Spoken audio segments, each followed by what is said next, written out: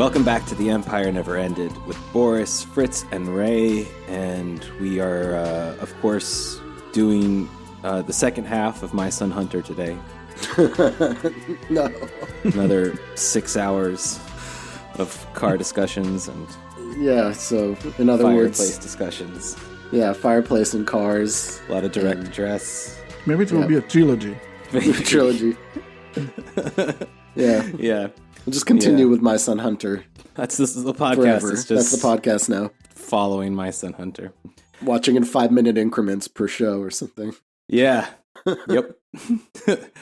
Yeah, well, no. Luckily, no. No. Actually, today we're continuing with Christopher Simpson's book, Blowback, and the sort of trilogy of episodes we are making out of this. We last time we talked about the Gehlen organization, this bunch of Nazi intelligence agents that became the main, if not sole, source of information on the Soviet Union at the end of the Second World War and beyond, and set like the pace for the Cold War and all this.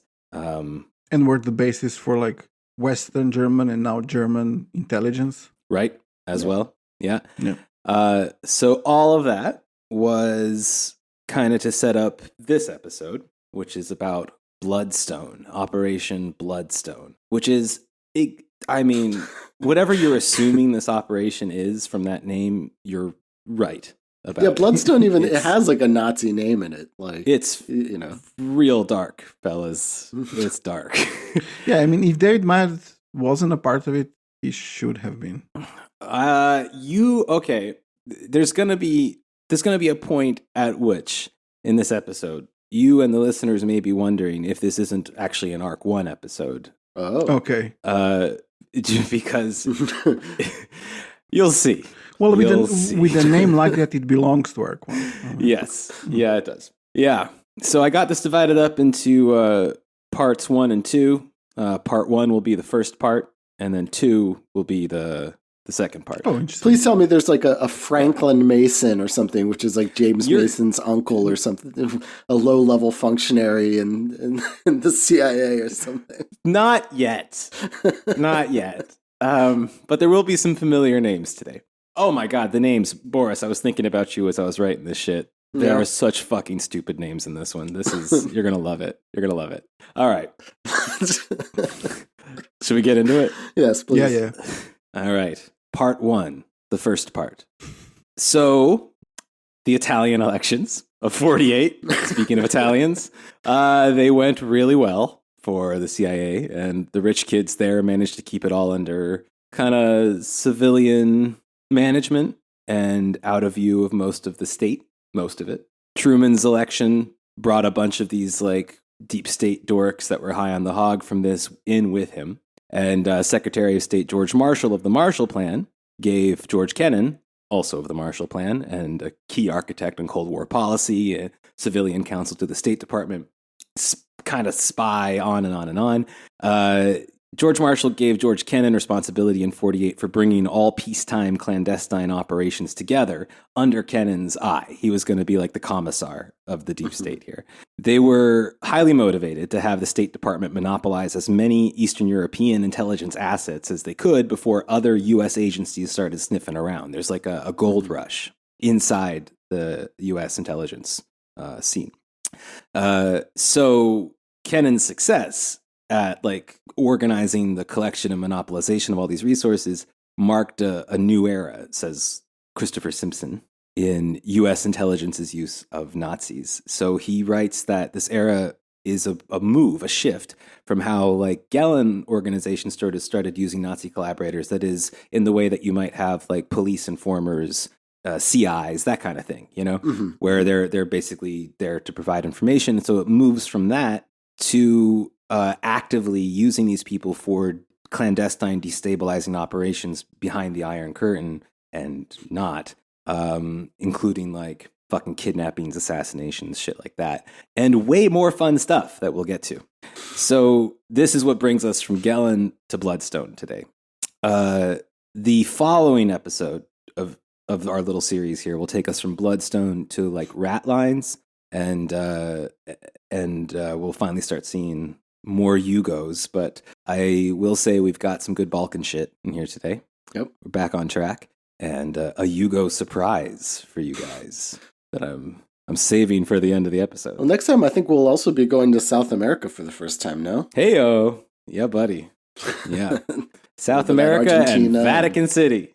Paraguay, and yeah. Yeah.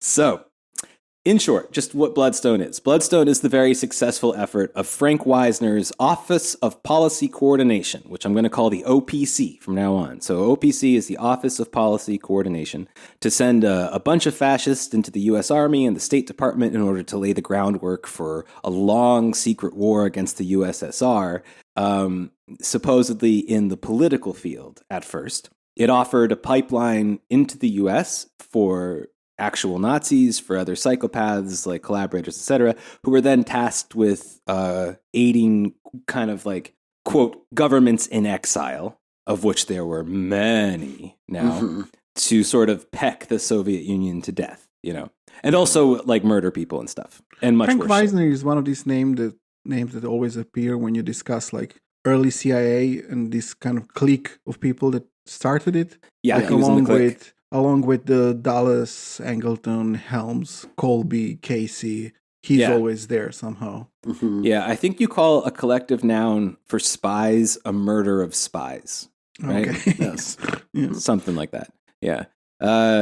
So we're looking primarily here today at the years 48 to 50, like kind of a little bit beyond that in both directions, but we'll have to reach out a little further too. But let's start here in August of 1948, as Truman formally adopts the proposals of a bunch of documents called the National Security Council 20, NSC 20. That's one of the two most important documents of the episode today.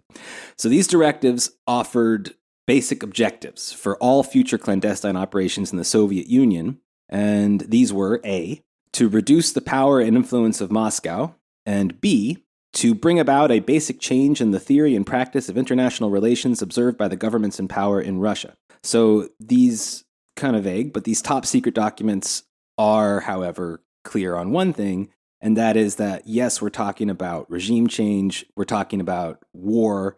We think the ultimate overthrow of the Soviet Union, it will be inevitably violent.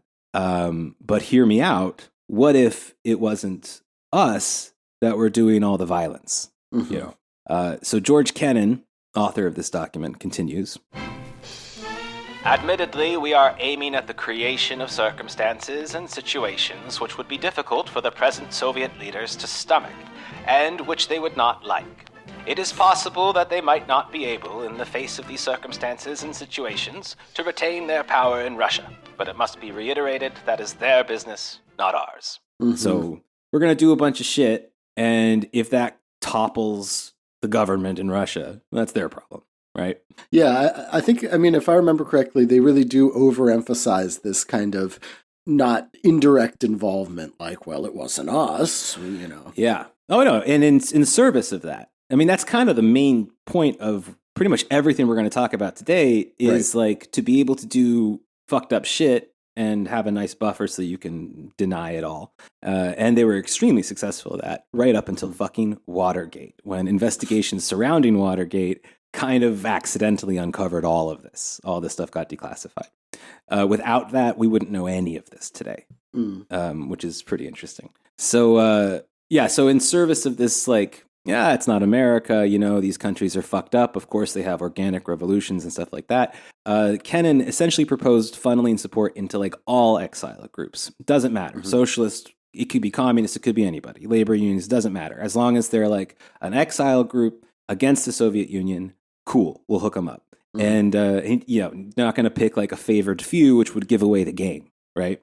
Like, okay, like the Christian Democrats are obvious. That's obvious, you know, and like we all kind of understand that when a Christian Democrat party popped up in like the 40s or 50s, I mean, this was fucking CIA shit, and they weren't hiding it that much. But like much less obvious would be, for instance, like the German Youth Council or something like that, you know, or the the German Youth Council. Yeah, okay, yeah, sure. Or how about Serbian National Defense? Huh? We'll get maybe mention that at the end of the episode too. So So Kennan's NSC-20 is becoming policy. And as that's happening, another document sort of nipping at its heels called NSC-10/2. So buried with the many very important proposals of NSC-10/2 is a little operation called Bloodstone. As I was reading this Bloodstone shit, I kept thinking about Jason Bourne.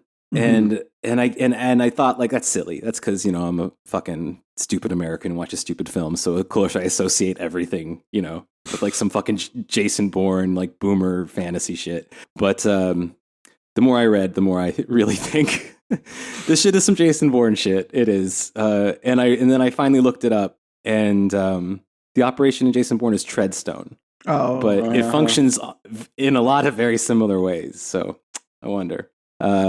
Anyway, you got Bloodstone. So its stated mission was to take advantage of, quote, socialist, labor union, intellectual, moderate right-wing groups, and others for distribution of anti-communist handbills, publications, magazines, or use of radio. Now, pretty tame. I like that moderate right-wing groups are almost always Nazis, like straight up. Yeah.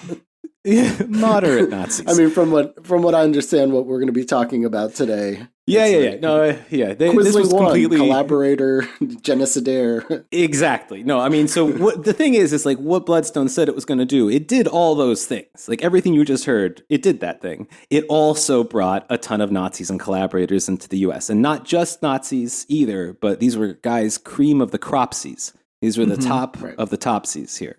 These were intellectuals. They were political leaders, liberation army generals, et cetera, who had like just a minute ago been building their resume for the Third Reich, Right. And now Bloodstone's going to help him out. So let me introduce you to SANAC, which is the State Army Navy Air Force Coordinating Committee. And this was the top-level security coordinating committee growing increasingly nervous at the time about Soviet power. So Frank Wisner becomes the point man for working up the idea of Operation Bloodstone into SANAC, who finally approves it around the same time that Truman is approving NSC-20. So you have these two documents coming in around the same time, coming from kind of two different directions. At the time, the hot new idea here was covert psychological operations, for whom Wisner was like the poster boy for this. PsyOps, though not being just like whatever trolling and propaganda and disinformation and stuff like that, it also has a very strong like wet work component of assassinations, kidnappings, and things like this. And Bloodstone would be where that wet work element was centralized. Mm-hmm. So at this time, Frank was, I think, already officially CIA, and what would happen is basically like he eventually became head of the CIA for a little while, but it essentially his office, which was the Office of Policy Coordination, had sort of what would you call that? What's the word that Marxists use for state? Relative autonomy in the CIA, but they would kind of go back and forth. So when I say OPC, you can think about CIA. You know me. You know me. Yeah. So Frank got approval to place 100 emigre Soviet experts in the State Department and another 50 in the armed forces and the outset of Bloodstone. Most of those who went to the State Department ended up working for this Nazi rescuer fella named Charles Thayer, who was the former OSS chief in Vienna, and his pet project was called Voice of America, which I think we're all quite familiar with.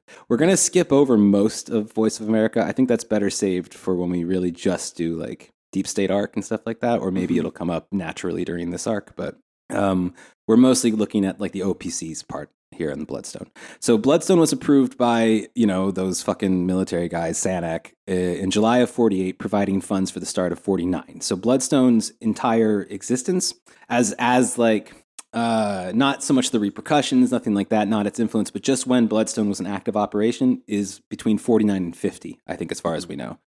So a month after it was approved, an addendum was added by the Joint Chiefs of Staff. That was a modified version of the Vlasov plan. Now, Vlasov Army was something we talked about in the Gelen episode. This was also called the Russian Liberation Army. It was essentially a proxy army of the Nazis in Russia. Vlasov originally was a Red Army officer, and then he defected to the Nazi side. And then at the end defected back. I think. Not to the Soviets, but to the Allies, I think. Yeah. Yeah. But the Vlasov Army for the Gelen organization was a massive network of anti-communist kind of like operatives, fucked up people. When we talked about Mustafa Golubic, we mentioned how he organized either the assassination or the kidnapping of Vlasov's successor. I think. Okay. And when we talked about all the little Orthodox Church groups, we talked about Rokor, the Russian Orthodox Church outside of Russia, and a lot of their kind of high-ranking dudes who were tied to Vlasov's army and to that whole collaborationist wing of Russian emigres. Yeah, there were other Russian collaborationist army that were a bit different as well. Yeah. Okay, so basically this like Vlasov army plan came to U.S. intelligence through the Gelen organization. What happened here is George Kennan, Charles Thayer, and Franklin Lindsay, who all had like guerrillas in their midst, revived the Vlasov plan. They didn't change the name. They just called it the Vlasov plan, like openly. Nazi collaborationist army. And they shipped this plan up to the Joint Chiefs of Staff. Their document specifies exactly what activities will be covered by Bloodstone. This is an excerpt from Christopher Simpson's book. The real purpose of Bloodstone, the top secret JCS documents say, was the, quote, extraction of favorably disposed foreigners for the purpose of special operations and other uses. Special operations, the JCS writes, comprise those activities against the enemy which are conducted by allied or friendly forces behind enemy lines. They include psychological warfare, clandestine warfare, subversion, sabotage, and miscellaneous operations such as assassination, target capture, and the rescue of downed airmen. And they were not shy at all about the origins of this plan. In yet another addendum from the Joint Chiefdom, they write, a psychological offensive to subvert the Red Army is considered a primary objective, it states. This type of offensive, as attempted by the German army in World War II, was known as the Vlasov movement. It resulted in a resistance movement of approximately 1 million people. I mean... That seems a little bit generous. I don't think there were 1 million, like, Nazi collaborator forces from Russia. Vlasov army, though, was also like a catch-all of all sorts of fucking people that might not even have been organized in like regiments or anything like that. Oh, like so maybe like that also includes like the Cossacks that were active. And... It could. I'm not really clear on that, but yeah, something to save for later. But it was also full of SS officers. Yeah, that also could be like one of those inflations of those German intelligence guys. Yeah, exactly. Fuck we knows, had a man. million of them. Yeah, these guys were really not reliable. So the Vlasov plan noted that Poland and Lithuania would be excellent targets for this program, but Hungary and Romania were, quote, unpromising, but with German help and leadership, limited results for underground operations might be expected. Yeah. You know, with Nazi leadership, we can get Romania. Actually, Romania ended up being a huge embarrassment, but we're going to skip it this time. But it's a secret document. They don't give a shit. Obviously, like they assumed this would stay secret forever, and it really almost did. So, I mean, you know, they feel very comfortable, I think, writing this shit down. So Bloodstone got the official but secret approval of Truman with the passage of NSC 10/2, which set the mold for clandestine operations throughout the Cold War, or the Third World War, if we're taking that tack. Essentially, the CIA had like the tiniest of limitations to what they could do officially before this, right? They had a few. They had some things they couldn't do or shouldn't do. Those were now gone. They were like, you guys have fun. Do your thing. Wisner and Dulles and his, murder of weirdos were now off the leash. So NSC 10-2 is 10/2. Excuse me. Damn. Almost fucked up there. It's very important. Yeah, we'd get some angry emails. NSC 10/2 is the official origin of Wisner's Office for Policy Coordination. So the OPC, a lot of these organizations seem to like kind of pre-exist before they officially exist also, But I think Wisner's but the name probably... Office of Policy Coordination, it's something totally fucked up. Right? They changed it. They changed it from Office of Special Projects, which they thought was too sinister, so they changed it to Office of Policy Coordination. Yeah. Yeah. That's actually a reoccurring problem with these people. They keep naming things in really sinister ways, and sometimes they make like a headline here or there somewhere in the world, and they're like, hey, are these guys evil? You know? Also, like in Oliver Stone's Nixon is talking to Helms, the director of CIA, and Helms said something like the CIA policy, and Nixon is like, "What CIA policy? CIA doesn't have policy. Like I have policy. Like you do what I tell you." Nope, CIA had policy. Yeah. And they were coordinating it. Yeah. Yeah, all of this was super secret. So this is what Simpson writes about the secrecy here. So the NSC 10/2 decision was shrouded in such secrecy that only a tiny group of men and women at the most senior levels of the emerging national security complex even knew that the form of war itself had been declared. So these guys were already at war years before anybody else knew there was one in the government. So the first CIA director, whose name I love, and I think his whole title always has to be said, Rear Admiral Roscoe Hillenkotter, and the National Security Council gave Kennan the authority here to police any decisions within the OPC that involved political activity, which, I mean, I guess, what does that exclude, you know? I have no idea what that wouldn't include. But George Kennan would remain more or less responsible for this stuff until the murder of spies edges him out. In 1950. So that's when like the dullest guys are completely in control. And like Kennan, who, I mean, like he's not a Nazi, but he's real compatible, just like passively as like a WASP in America. But he was not nearly crazy enough for these guys that eventually took over here. So Wisner's OPC gets put in charge of what's called politico-psychological operations and preparing policy statements for lawmakers at the same time, while the State Department got first dibs on emigres for the Voice of America program. The former OPC would run covert warfare, while the latter would mostly try to snatch emigre analysts, right? There seemed to have been quite a lot of bleed, though, here, and you'll find war criminals hosting radio shows on Voice of America, like in the countries where they committed these horrible crimes. And people were like, what the fuck? What the fuck, CIA? Like, a lot of embarrassments with the Voice of America. But on the State Department side, that's also the VOA side. Charles Bolin, the Department of State's chief counselor, went around to a bunch of senators and congressmen, and without giving away the details, warned them that if some criticism comes in surrounding the importation of this or that fucking Nazi, they'll know to step in and like cool the situation a bit, like look the other way, something, rally the votes. These fellas know a thing or two. Like, yeah. Yeah, and these guys weren't just like some congressmen and senators. Like this is a short list of people that were included on this list. So this included the director of the Democratic Party's policy committee, Leslie Biffle. There you go, Boris. You like that one? I do like that one.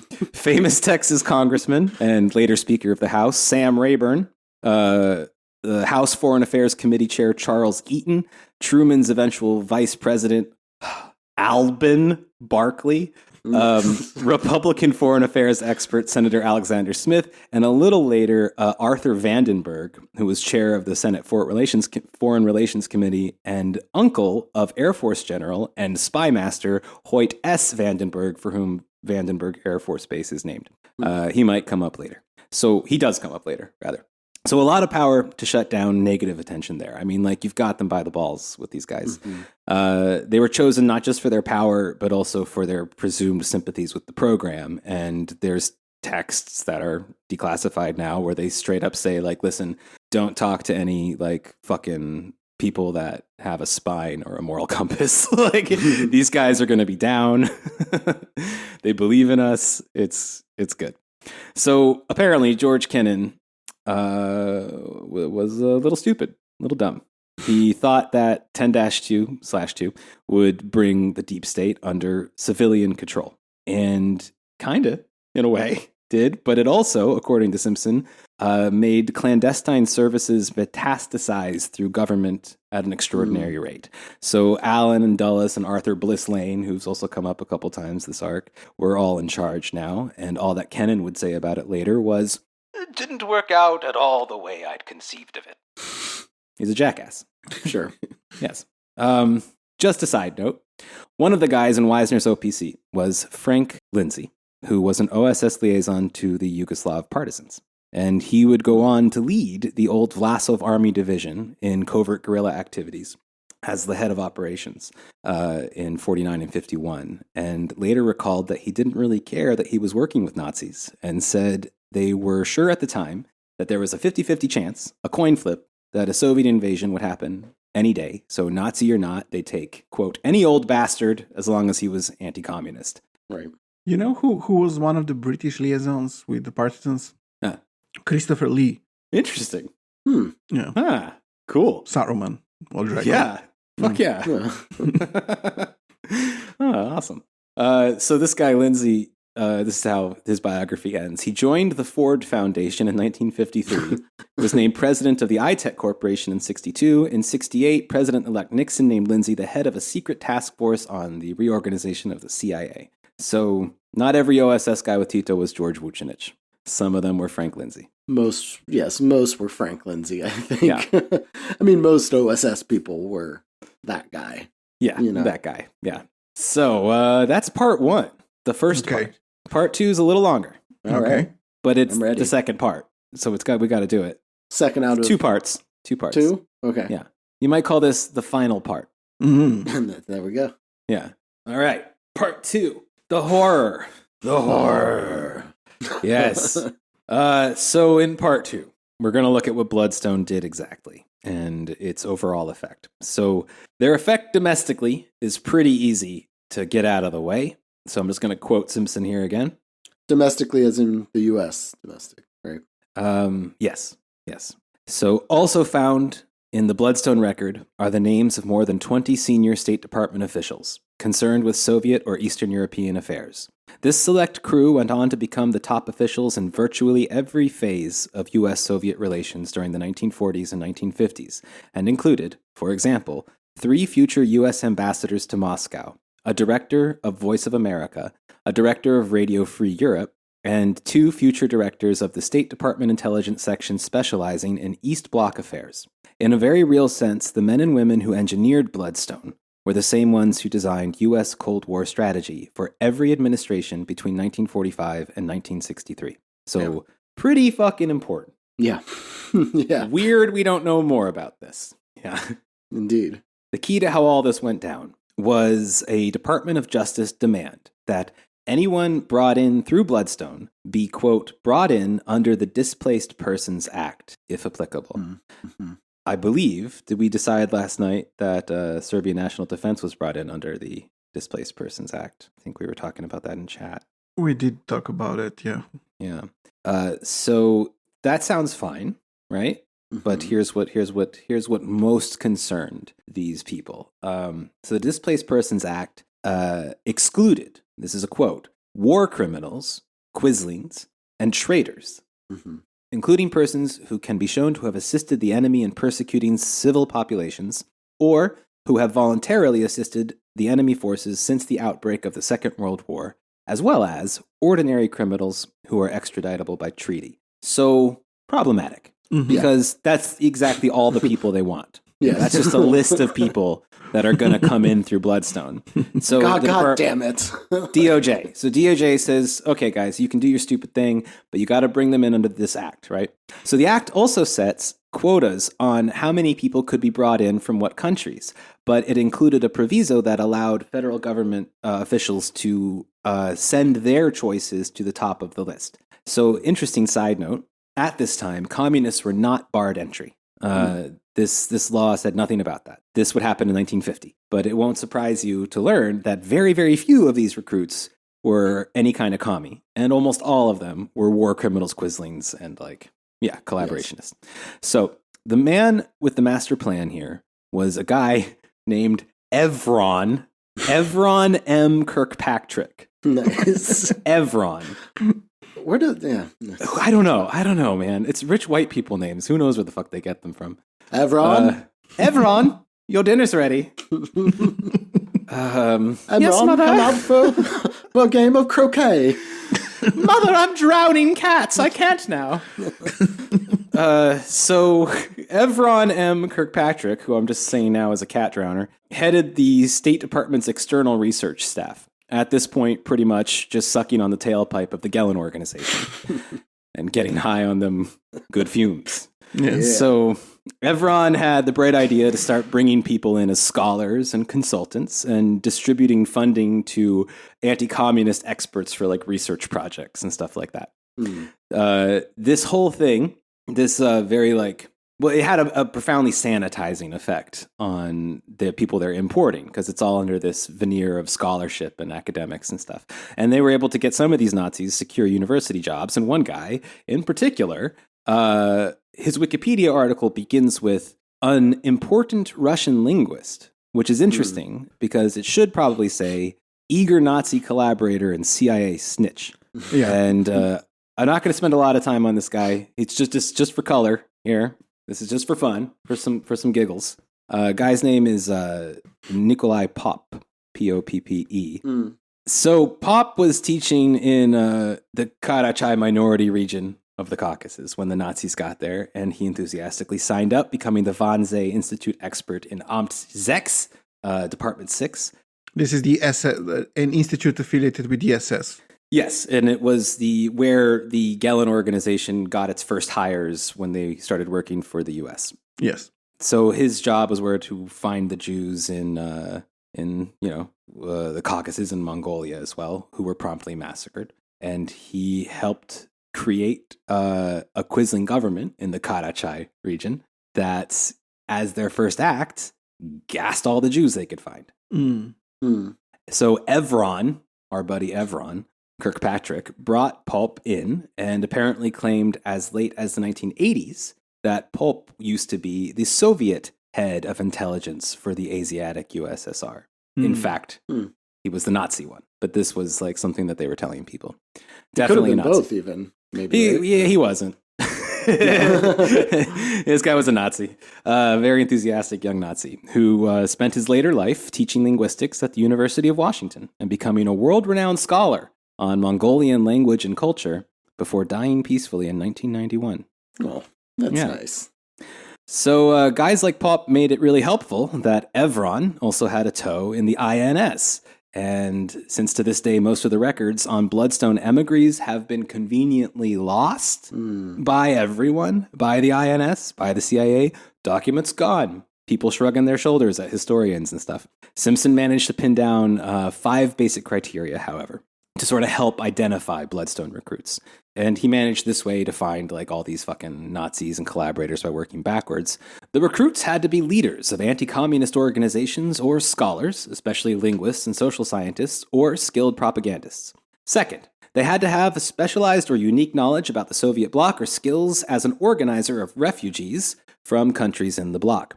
Third, they had to have entered the United States between June 1948, when the program was approved, and mid-1950, when changes in U.S. immigration law superseded this effect. So that's our cutoff for Bloodstone.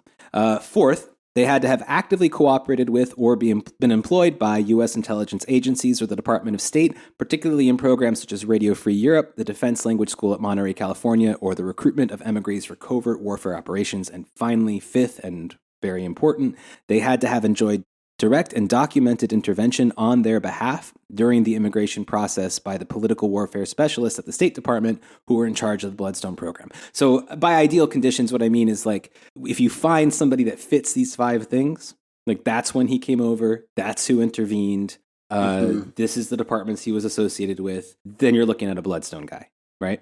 So now, again, Bloodstone didn't import only Nazis, but the whole reason for subverting all of INS procedure was exclusively for opening it to Nazis, right? So they do things like, I don't know, like use their influence to fail to arrest someone forever, you know? So that way they're never arrested for a war crime or tried for a war crime.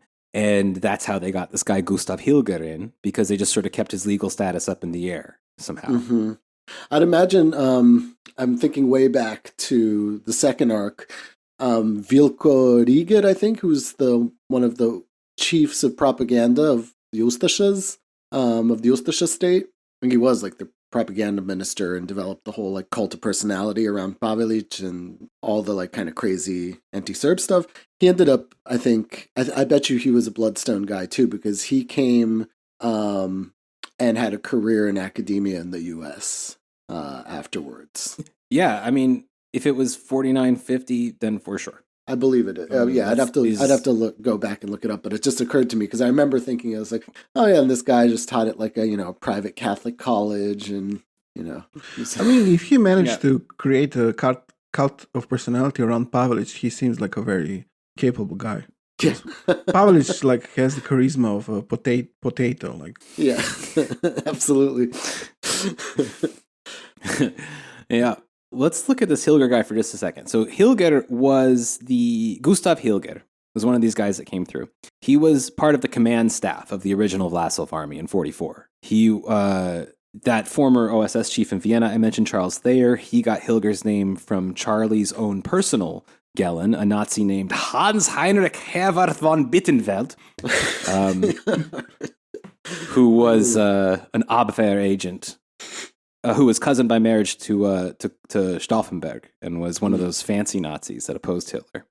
Oh. So that fact made him kind of the lubricant by which Charles Thayer could like insert Nazis up the U.S. Without any friction or anything. So Hilger was one of these lubed up German fascists who hadn't joined the party, right? Mm-hmm. Although he was a member of the Nazi Foreign Office, he actually ended up becoming the unofficial ambassador to the United States later in the 50s of 49 rather, of Konrad Adenauer's Christian Democrat Party. He became like Adenauer's representative in the States, which formed the government in 49 in West Germany. So Hilger was instrumental in building support for Adenauer in the U.S., and Kennan personally helped Hilger get high-level security clearance in the U.S. and counted on Hilger's counsel when every time he needed to go advise Truman, the original Truman on East-West policy, he would talk to Hilger, and then whatever Hilger said, he would say to Truman. Yeah. Mm-hmm. So that's the dry side of Bloodstone, right? So here comes the wet work here. So let's ease our way into that with a little trip through Albania. Yeah? Ooh, okay. Red and black, I dress eagle on my chest, cuts a bit in Albania. Keep my head up high for the flag I got. I'm proud to be in Albania. Bali, how do you say that? Bali Kombatar. Kombatar, yeah. Kombatar was a nationalist unit of Nazi collaborators with some minor differences here and there, headed by Midhat Frasheri, later played by Kelsey Grammer in the hit 90s sitcom Frasheri. Oh, I was wondering where you were going with that. He had a little radio show, Radio Free Europe. I mean, Bali Kombatar in Albanian, it means National Front, so that kind of gives you an idea of what kind of group it is. Usually when things are called National Front, we tend to understand where they sit on the political compass.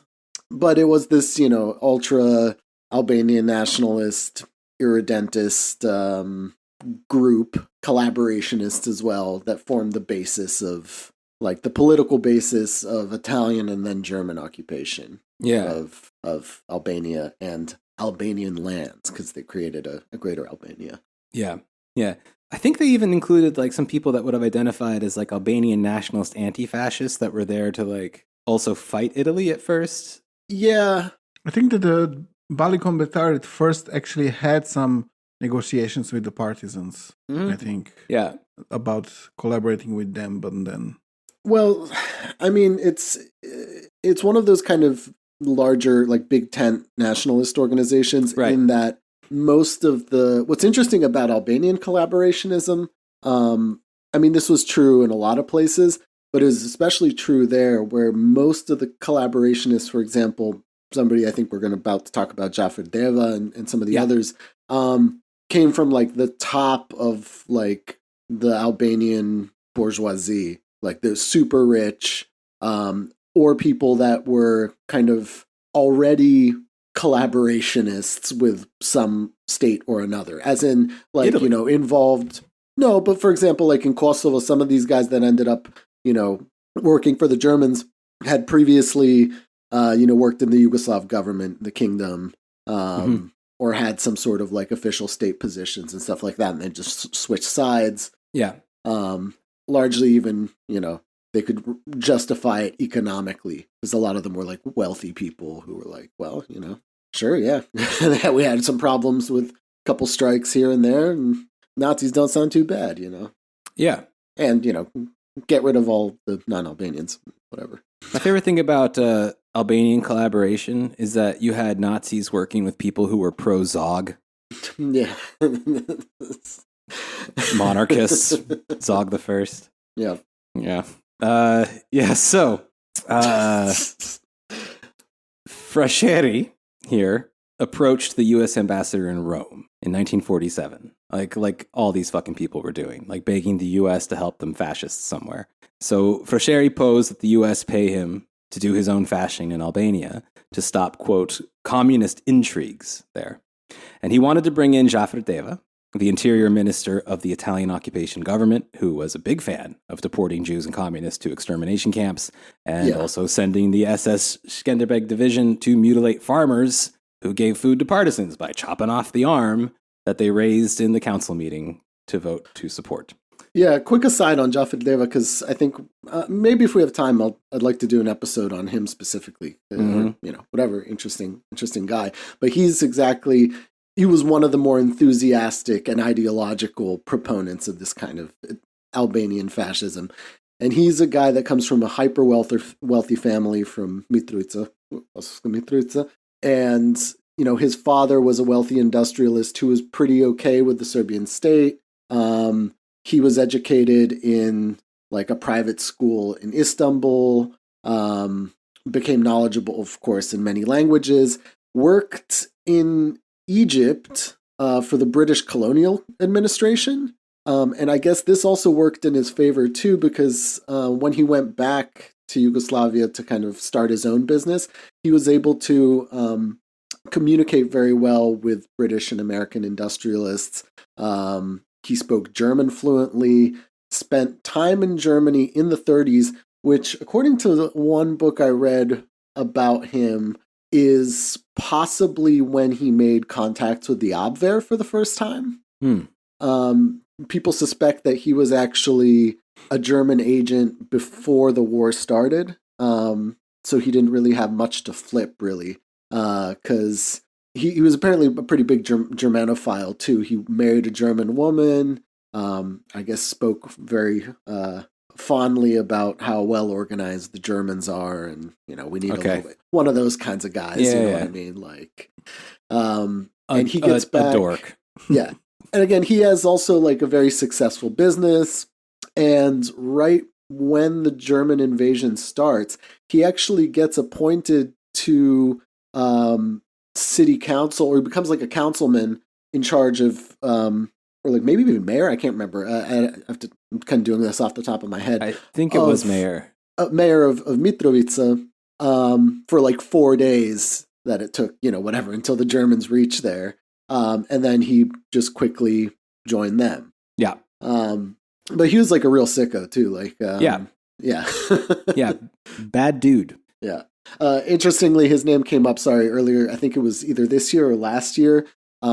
Because there was some like UN, it's an EU-funded initiative to renovate his house in Mitrovica, which completely whitewashed the fact that he basically organized the Holocaust in like, greater Albania at the time, like deported all of Prishtina's Jews, like, all that shit was done by him. And there was like, it was like posted on social media. It was like, look at like the young, like, EU youth, like renovating this historic house of amazing, genocidaire. And of course, it's a beautiful house because, he was a zillionaire, extremely wealthy guy from an extremely prominent, wealthy family. Yeah. Yes. Yeah. So Frasheri wants Deva real bad. They're good buddies. He also wants a guy named Hasan Dosti and Mustafa Medelika Kruja. These guys were the fascist minister of justice and the premier, respectively. Yeah. So the State Department said, no thanks at first. You guys are way too Nazi. Y'all fucked up too much. That's what they said the first time. I'm sure some, like, one of them was also just like, now where is Albania? Like, looking on the map.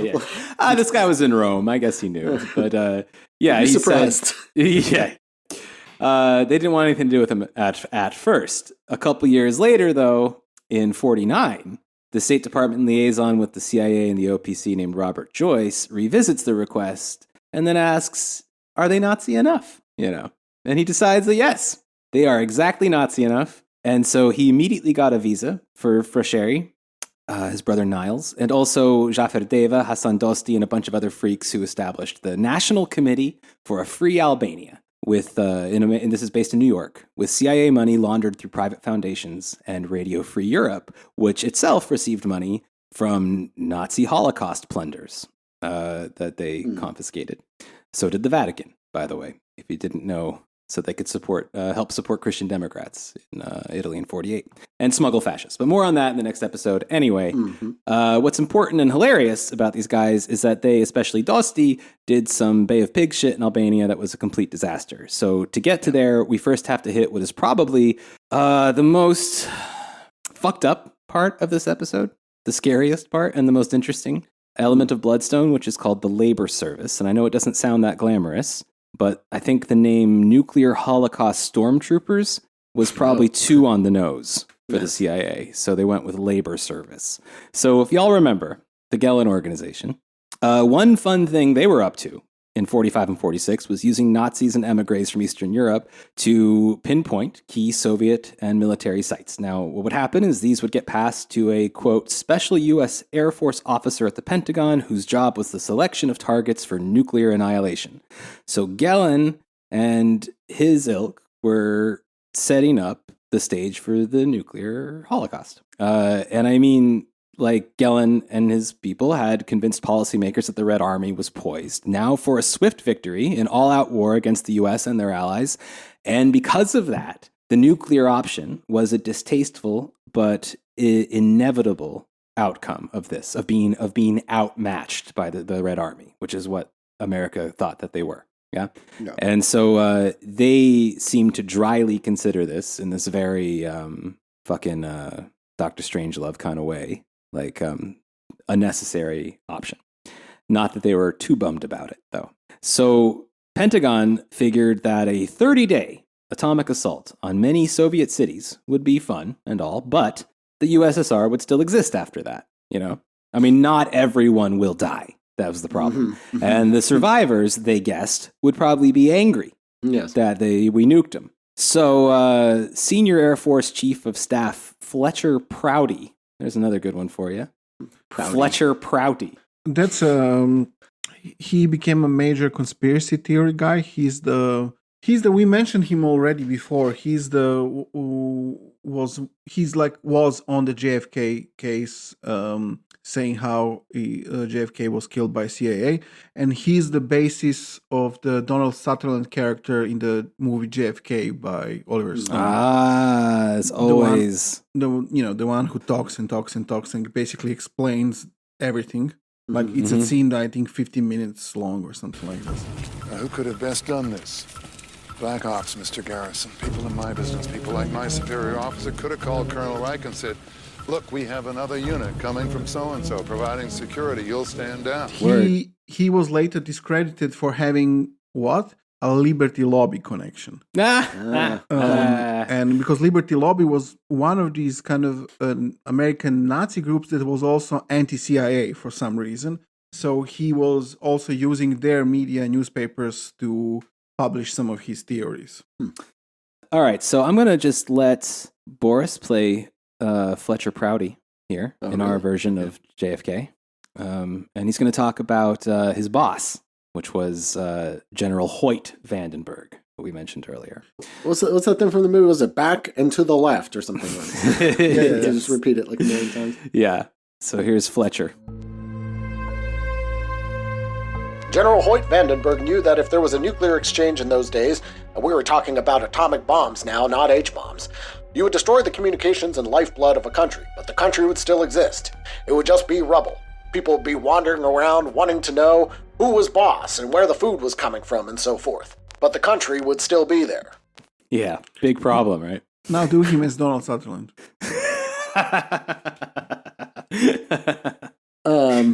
Unlike you, I have only seen the JFK film once, which is the appropriate amount of times one should have seen that, because it's incredibly long and tedious.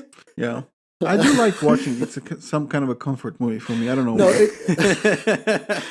No, I'm exaggerating a little bit. It's it's interesting. Yeah. I'm not a huge fan of Oliver Stone in general. Yeah, but, me neither. But I like that film. I'm not saying even that I agree with it, but somehow I like it as a film. Oh no, he's a talented filmmaker. Yeah. A lesson to the My Son Hunter people. That's how you do a PowerPoint presentation as a film. Yeah. Yes. That's the right way to do it. Yes. Yeah. But, Oliver Stone's a serious director. Whereas that fuckhead that made My Son Hunter. You mean Davy? Yes, Davy. I was trying to remember. So, all right, let's get back to the Vlasov army. Block then. that All right. dog shit out of my fucking mind. Yeah, no chance. Never happening. I had to listen to that shit 4 times. Oh, God, I'm so sorry. It's in there forever now. All right, so yeah, you got the problem, right? We can nuke them all day long, but they'll still be a fucking country. Yes. So enter the Vlasov army plan. So Kennan revitalized this plan, like I said, and it was the perfect fit. So what was needed, they were saying in 49 now, was a bunch of little guerrilla armies on standby to be like dropped into the radioactive apocalypse that we made and start murdering people until they secured the state. Prouty described it like this. I'll let you do Prouty again. You know who was also Prouty's friend? Who? Eustace Mullins. Oh. We mentioned him, talked about him a lot in our Ezra Pound episodes. Yeah. Right. He was a Nazi. He was a member of the National Renaissance Party. Great. A close friend of disciple of Ezra Pound, who under his mentorship wrote this book against the Federal Reserve. He was also the guy who was like at some point living with, what's the name of John Casper, the terrorist leader in the South, originally from New Jersey or New York, where from, also a disciple from Ezra Pound. They were roommates at one point. And Eustace Mullins was the gay guy who was like always hanging around with like young teenage boys. Coming back to me now, yeah. And one of them was possibly, what's the name of the goofy leader of the American Nazi Party? George Lincoln Rockwell, or? No, the other one, the second one. The non-charismatic one. Find your interviewer. You did Matt Cale. Matt Cale, yeah. So Eustace Mullins was probably in some kind of a sexual relationship with the young Matt Cale. And later on, Eustace Mullins was a friend of Fletcher Prouty, and they co-edited a conspiracy theory magazine together. Nice. Yeah. Wow. Okay. Well, interesting. So before he was all that, this is what he was saying about the role the U.S. would have in a post-nuclear hellscape. Somebody had to bring order back into the country, and before the communists could do it, we were going to come flying in there and do it. Yeah. And he means flying in there because the labor services that were going to house these fucking post-nuclear guerrillas were given 5 B-29s to work with, which is a big fucking deal. And also Truman loves himself a B-29. And a nuclear hellscape. He's very familiar. I could just imagine this where they're just like, now hear me out here, it won't be that bad. We got our Vlasov guys, we'll put them back there and they'll take care of everything before those commies knew what hit them. It's just like killing millions of people and, whatever. It doesn't matter. Yes. No, it's all just policy. So, but where do you hide these guys until the nuclear apocalypse? Which they didn't think they'd have to hide them for long, let's be clear. They were pretty sure this was going to happen pretty soon. So, where do you hide them? So that's where the labor service comes in. So, and it's 5 B-29. So the labor service, according to Simpson, began as, quote, a U.S. Army-sponsored labor service units or industrial police corps inside occupied Germany of about 40,000 displaced persons and refugees set up to guard POW camps, clear rubble from bombed-out cities, locate casualties, and carry out similar tasks. So the job carried some benefits. It carried housing and stuff like that, and it gave you that kind of Radna Akcija rush of putting your city back together, in some way. Nobody's going to understand that reference. It gave you that good feeling of like doing something nice for your city, after it was destroyed. So what's not to like so far? So, but the thing is like, you can't, B-29s are not built to clear rubble, you might say. No. Cynically. But the thing is you're thinking of the rubble of World War II, right? Yes. They're thinking about clearing up the remains of World War III with these things. So the Labor Service had a very explicit ban, like everyone did so far, on hiring Nazis. Of course, we know how that goes. Of course, they became lousy with SS before the first year was out of these things. Before long, writes Simpson, many members of Latvian, Lithuanian, and Estonian labor units found themselves serving under the same officers in the labor service that they had served under in the SS. So they reformed entire fucking units inside the labor service. The labor service, after a little while, stopped even pretending to screen for Nazis. And after a while, like somebody in labor service bureaucracy noticed that, oh shit, seems like we got some Nazis. Like, let's tighten the screws a little bit. Let's get let's make our strictures stricter. So they put new wording in the labor service orders, emphasizing once again that no Nazis should be hired.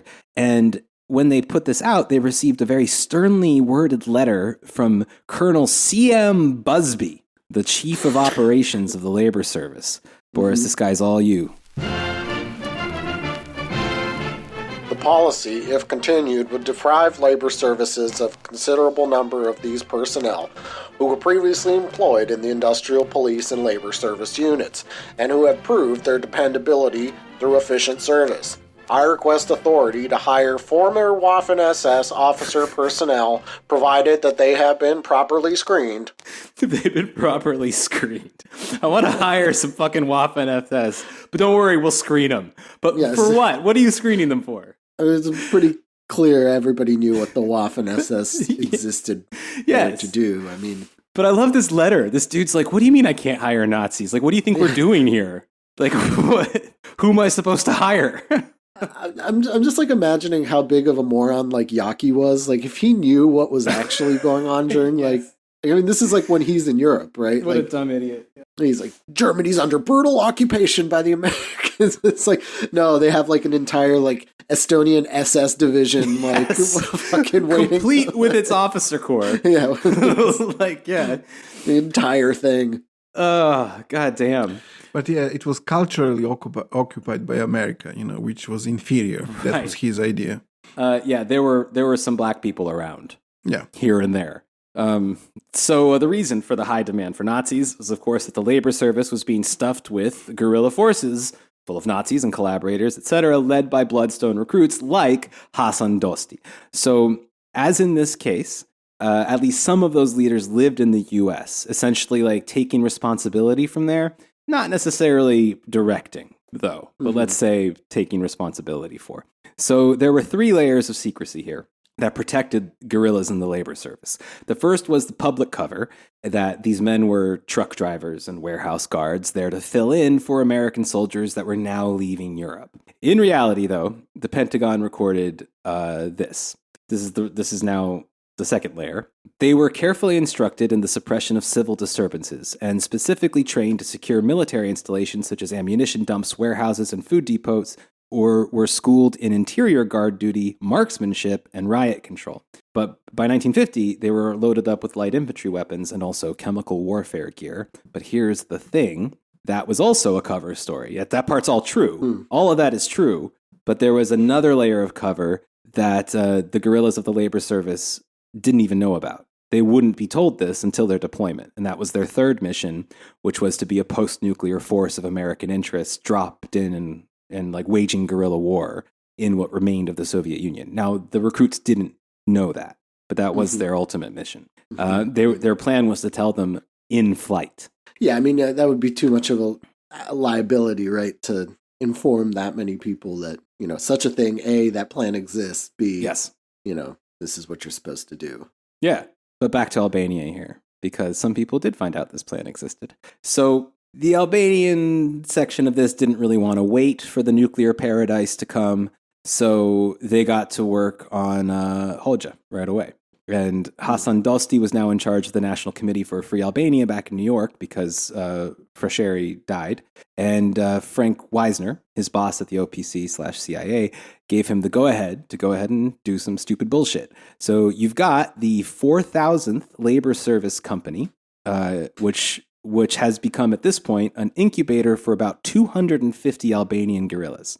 Between 1949 and the start of 1950, they did a bunch of raids and kind of Bay of Pigs shit and marketed it all as an organic and spontaneous rebellion against communism. So they actually attempted an anti-communist insurrection in Albania. Yes.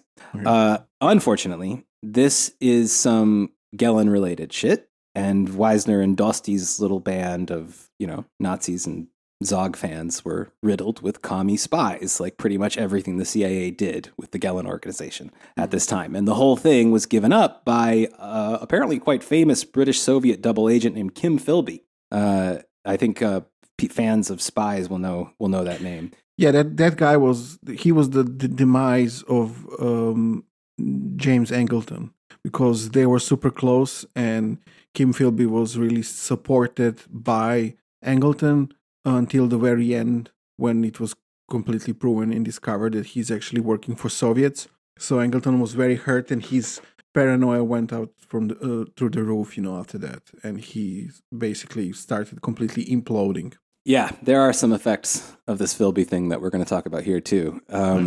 So basically, Kim Philby gave it all up, and all the guerrillas were killed. They made no real military gains. It was a complete disaster and an embarrassment. But of course, it never stopped the CIA before, and they immediately went ahead and fucked up again by getting tied to a group of Nazis with a huge assassination list of leftists and liberal politicians inside another labor service unit, and that also became public knowledge.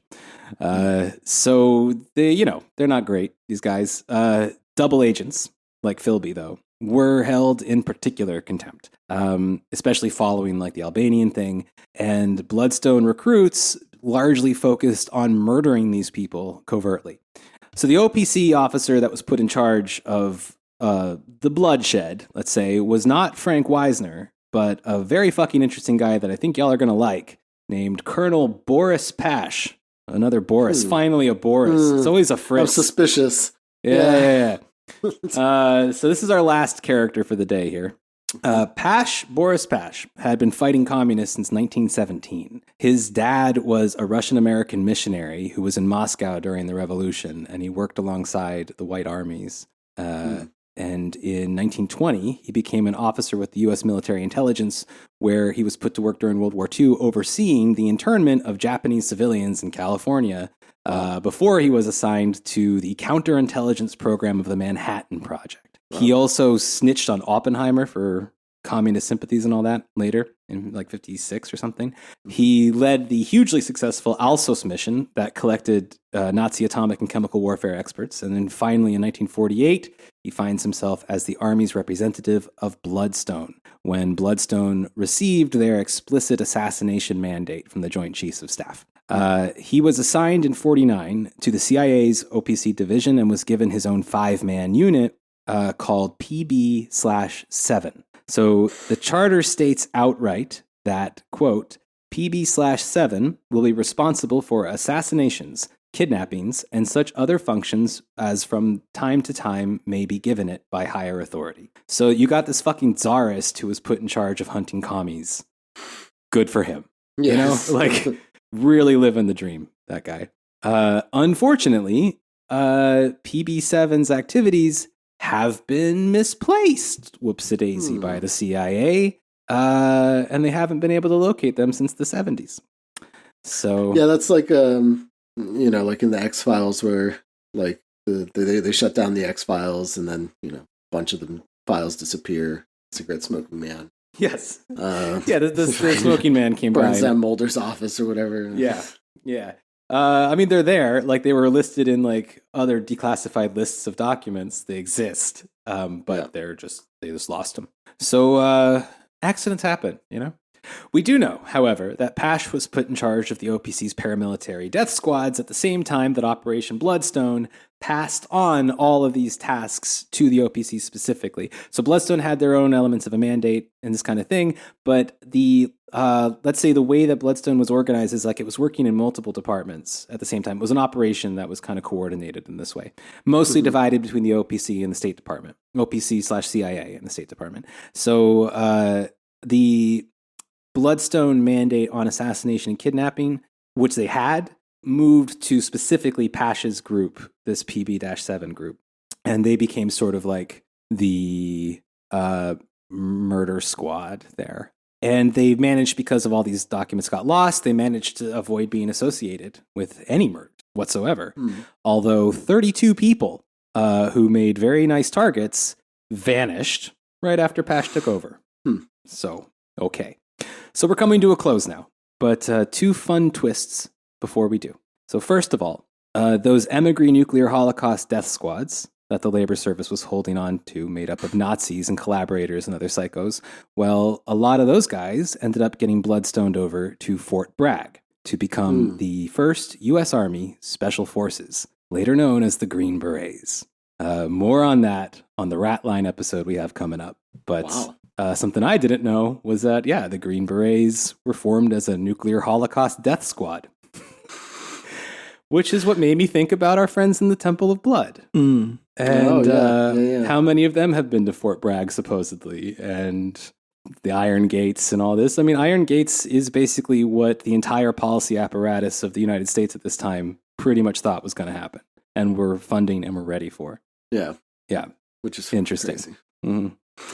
So, second twist. That guy Pash, Boris Pash, now running wet work for Wisner's OPC in the CIA, well, his mom and dad, they got married in California to quite the ceremony because his mom's brother, that is Boris's uncle, was a guy named Sebastian Dabovich.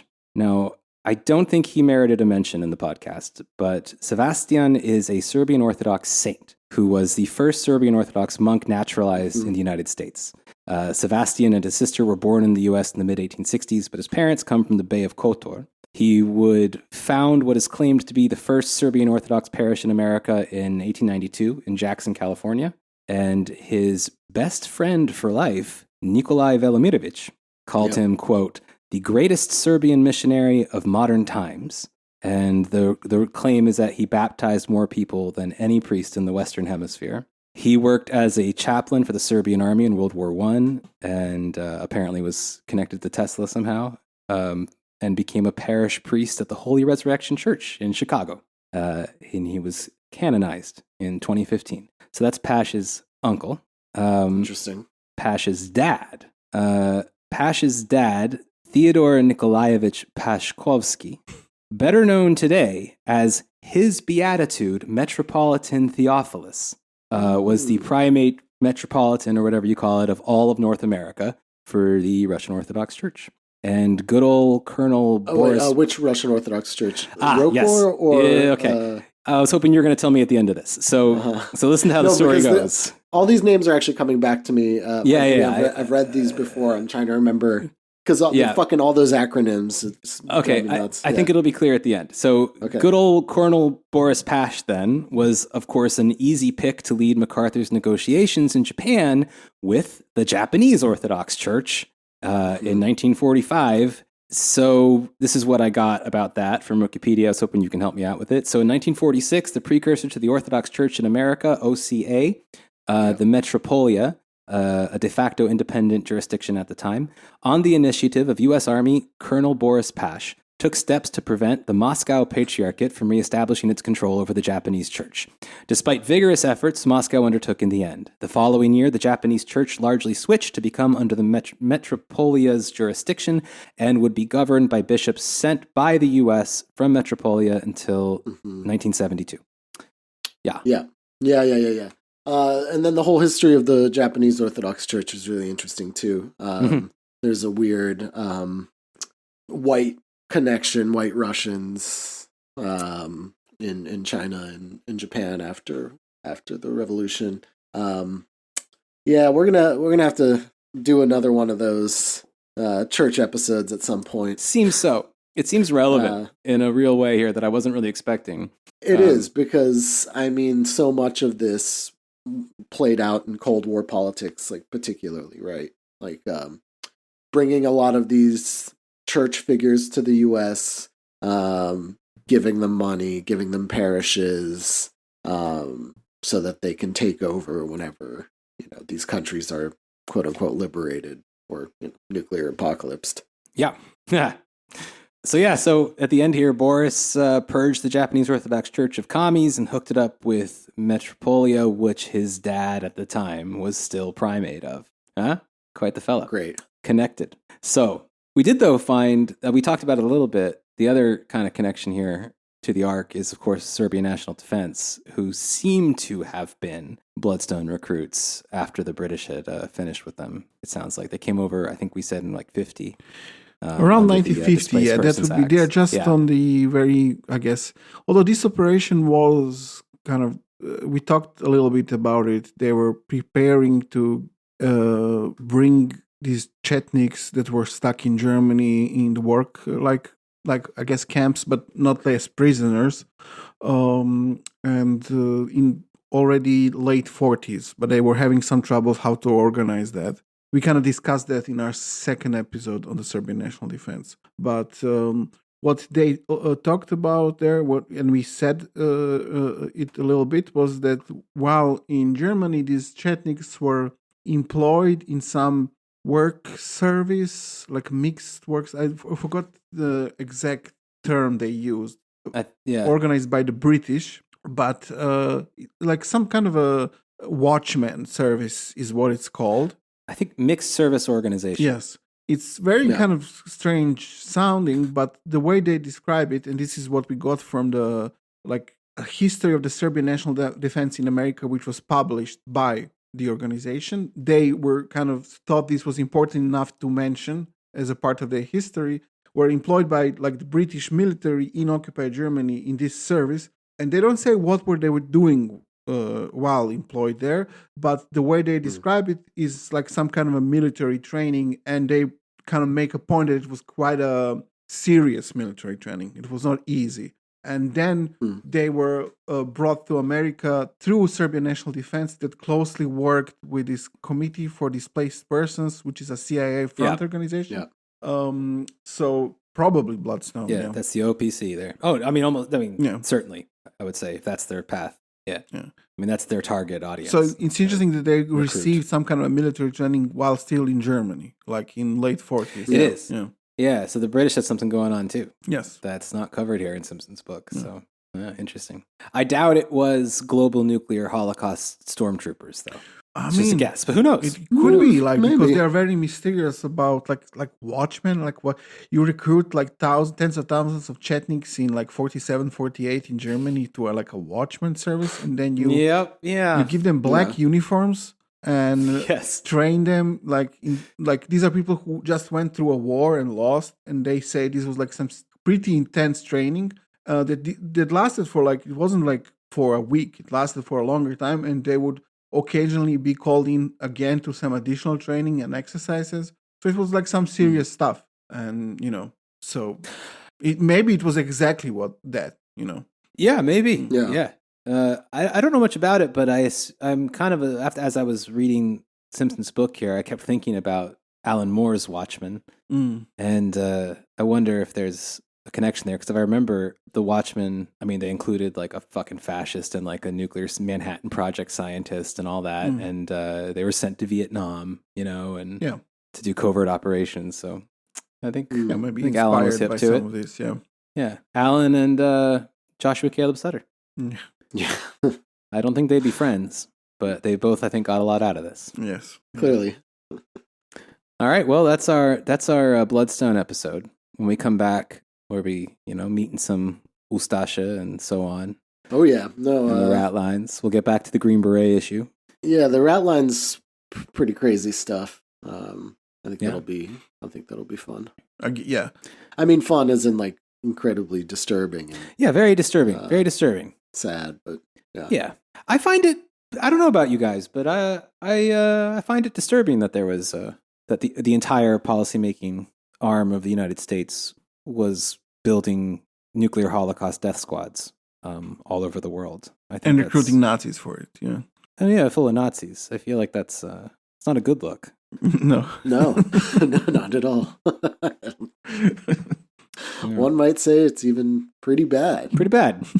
Pretty bad. Makes me a little angry, even. I mean, it makes for good like album covers for like thrash bands and stuff. True. But like, So there's a silver lining, is what you're saying. there's a silver lining to it. It's good fodder for music. Yeah. Certain genres. Okay. Yeah. All right, guys. Good times. Good times we're living in. Yeah. Indeed. And it's nice to know that these people retired peacefully at the head of their field. Yeah. Yeah. So next week we go clubbing with Nazis and Catholic priests. Bit of that, yeah. We'll see how this Green Beret thing worked out. There's a fun chart I get to look at. So yeah, it'll be good times. Yep. So stay tuned, free listeners. Yeah. Patrons. You guys have been through a lot with us, and we're gonna put you through more. Indeed. I'm not even sure what yet, but we'll see. Yeah. It'll blow your minds. Yes. Alrighty, guys. See you later. Bye.